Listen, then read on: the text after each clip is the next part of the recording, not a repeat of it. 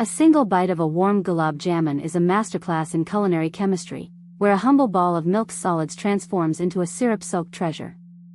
It is a dessert that defines celebration across South Asia, yet its perfection relies on a delicate, almost volatile, balance of science and tradition. To understand why this treat is so addictive, we have to look past the sugar and into the molecular dance happening inside the kitchen. The journey begins not with sugar, but with milk. Traditional gulab jamun is built on a foundation of Khoya, or mawa. This is milk that has been simmered for hours, a slow evaporation process that strips away the water and leaves behind a concentrated, dense mass of proteins and fats. This isn't just an ingredient, it is the structural soul of the dessert. Without that high density of milk solids, the dough would lack the velvety, melt-in-your-mouth richness that makes a true gulab jamun unmistakable. But before it meets the syrup, the dough must survive the fire. This is where the Maillard reaction takes center stage.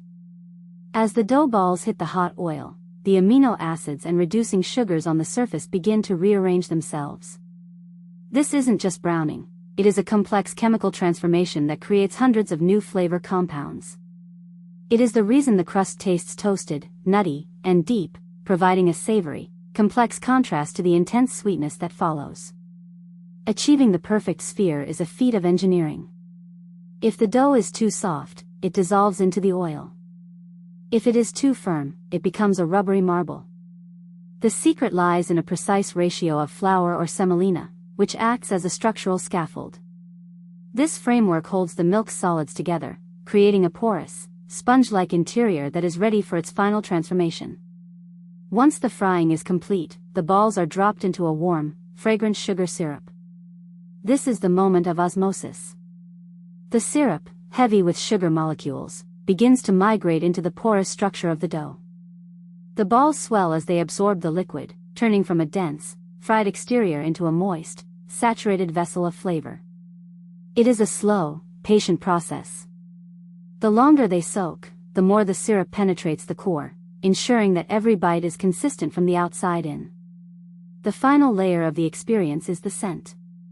The syrup is rarely just sugar and water, it is almost always infused with cardamom, rose water, or saffron. These are volatile organic compounds. When you bring a warm gulab jamun to your lips, the heat releases these aromatics into the air before you even take a bite. Your brain perceives the floral, spicy notes of the cardamom or rose, which primes your palate to appreciate the sweetness. It is a sensory feedback loop that makes the dessert feel more like an experience than just a snack.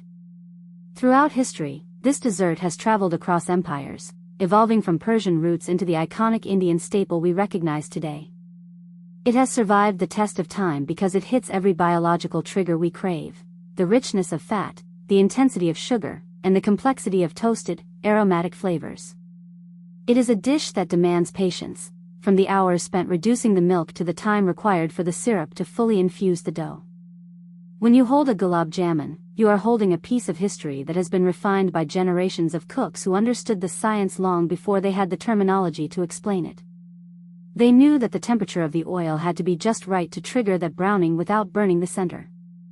They knew that the syrup had to be warm, not boiling, to allow for the perfect osmotic exchange. It is a reminder that the most iconic foods are often the ones that respect the physics of the kitchen. A gulab jamun is not just a sweet treat, it is a carefully calibrated chemical reaction, a marriage of dairy and sugar that has been perfected over centuries.